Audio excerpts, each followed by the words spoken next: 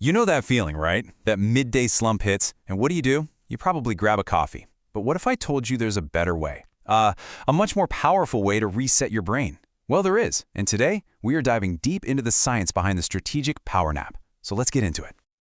Let's talk about Winston Churchill for a second. Yeah, that Winston Churchill.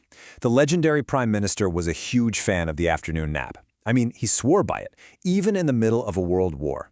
So you have to wonder, was he just, indulging himself, or was he onto some kind of powerful biological secret? Well, it turns out modern science is totally proving him right. Okay, so anecdotes from historical figures are one thing, but let's look at the hard data, right? Let's get into the science.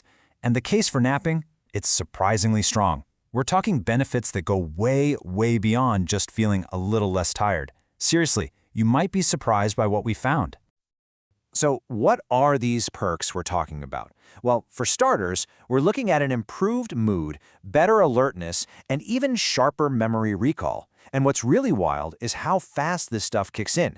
A 2023 study found that after just one short nap, people woke up with real, measurable improvements across the board. It's like an instant cognitive boost. Okay, looked at this number, 37%. Just let that sink in for a second.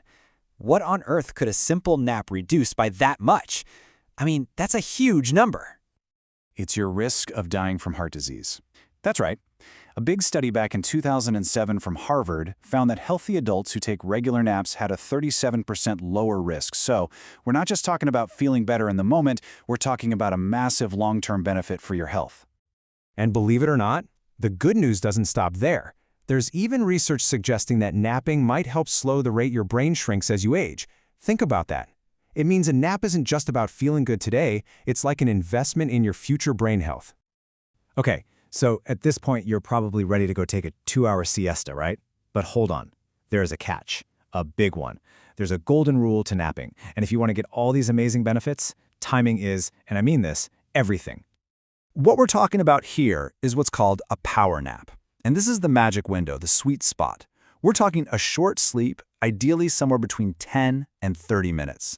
That's just enough time to recharge your batteries without falling into that really deep sleep that, well, that can actually make you feel way worse when you wake up.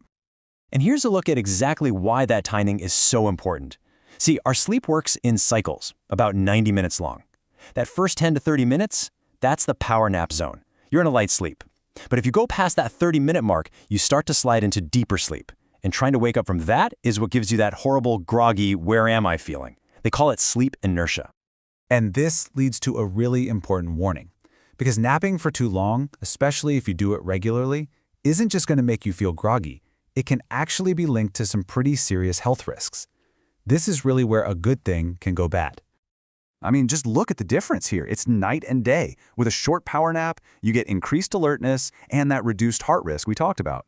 But with long naps, we're talking over an hour. You get grogginess, it can mess with your nighttime sleep, and it's even been linked to a higher risk for things like diabetes and Alzheimer's. The takeaway is so clear. Keep it short.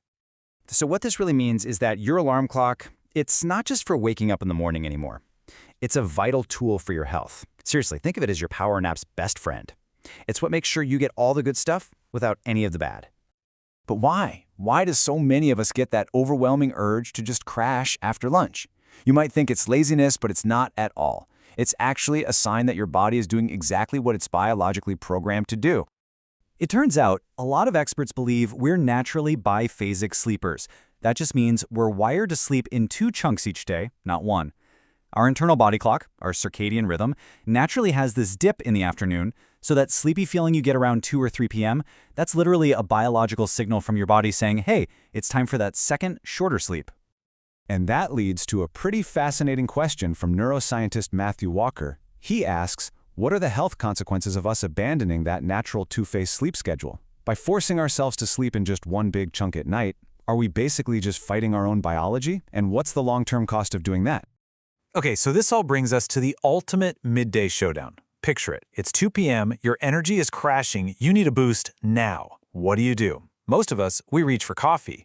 But is that actually the best choice? Let's see what the science says when you put a nap up against caffeine. So a 2008 study put them head-to-head, and the results are pretty clear. Caffeine, well, it's great for alertness, but all it really does is mask your tiredness. A power nap, on the other hand, was found to improve both alertness and your memory. But here's the real kicker. A nap can actually help reverse some of the brain fog from a bad night's sleep.